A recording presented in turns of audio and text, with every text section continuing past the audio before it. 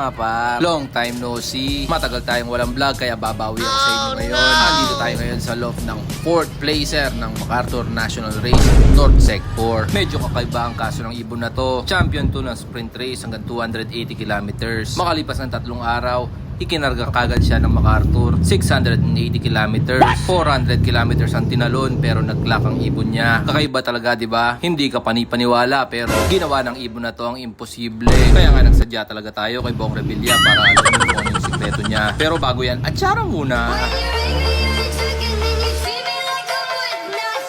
Hi, ako pala si Jade Michael Lugto, mayari ng Merjotan Loft.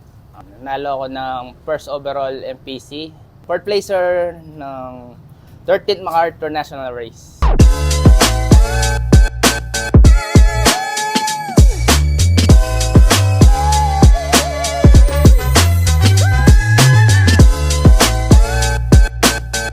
Bali, nag-start ako, may nahuli lang ako ng kalapati dito sa garahe namin. Si Coffee yun. Tapos, pinangalan ko siyang Coffee. Yun, binilan ko siya ng pares, tapos hanggang sa nainganyo ako magkalapati. Napunta ako sa mga racing pigeon page, yun. Tapos, auction page. Doon ko nakuha yung foundation bird ko na dalawa. Nagaling ko kay Sir John Pedro ng Santo Tomas. Tsaka yun nga, si Burger Steak, galing ko kay Papa ko.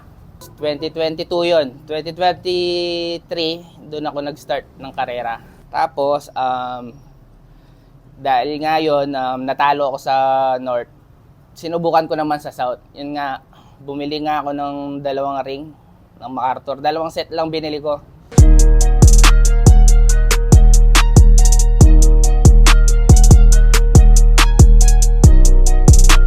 Si Poknat, hindi siya nakahabol sa BBC, hindi siya nakastart ng training kasi late siyang breeding. So, ang nangyari, sa FTPC ako lumaban.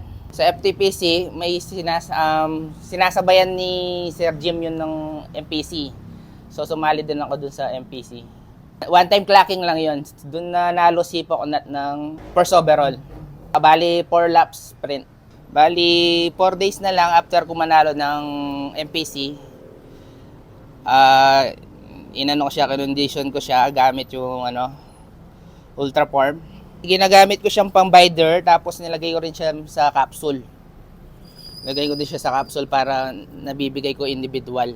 Tapos yun, pinalad tayo mag fourth clacker ng yun nga, 4th placer ng MacArthur National Race. Bali, yung nangyari doon sa pagkaklak ko sa kanya, tinulugan ko siya kasi nga dahil test bird lang din siya. Hindi ko alam na uuwi. Sobrang antok ko na nun eh. Kaya tinulugan ko. Nag-alarm na lang ako ng possible na pwede siyang nagbaka sa haling uuwi. So ayun, pagkagising ko nandiyan na siya sa kulungan. Yung pinaka-bloodline nito, yung tatay niya galing ko kay papa ko, online lang yun. Kasi si papa ko talaga hindi man talaga niya yung kalapati. Hilig niya lang. Kaya hindi niya alam yung mga binibili niya lang sa tabi-tabi, yung iba bigay lang ng mga kumpare niya.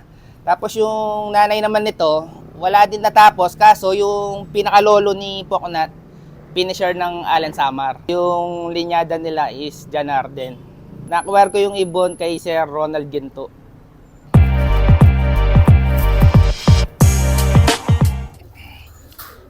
Bale, ito si Burger Steak, yung tatay ni Poknat. Yan. Siya yung unang-unang flyer ko, bale.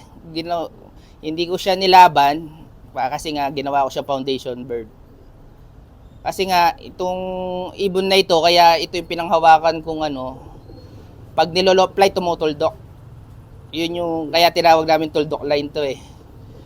Kasi nga tumutuldok daw. So yun yung parang mindset ko, dahil tumutuldok siya, pwede ko siyang itawid dagat. Bale, ito naman yung na-acquire ko kay Ronald Ginto.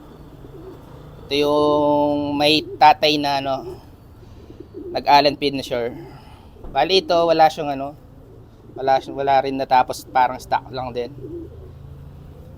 So ayun, tapos yung nanay niya, yun yung John Arden. Tips ko sa mga newbie dyan, manood lang kayo ng sa YouTube. Bali ang mentor ko talaga si YouTube eh.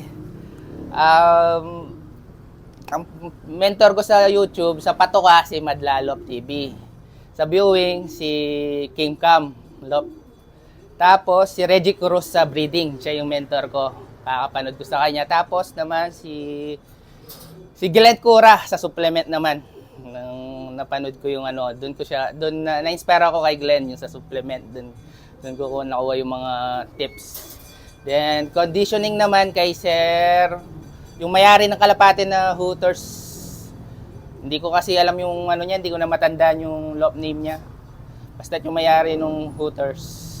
Siya yung mentor ko naman sa conditioning.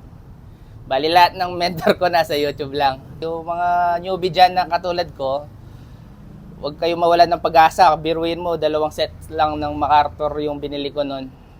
Tapos ayun, nag-clock yung isa. Feeling ko ito yung yung nagpanalo sa akin eh. So, subukan nyo na. Kasi nung sinubukan ko to kay Poknat, lap 2 na, doon ko palang in-start to eh. So, yun. Lap 3, medyo okay naman yung speed niya. Tapos yun, lap 4, bigla siyang speed ng 1-2. Tingin ko ito yung nagpabilis sa kanya.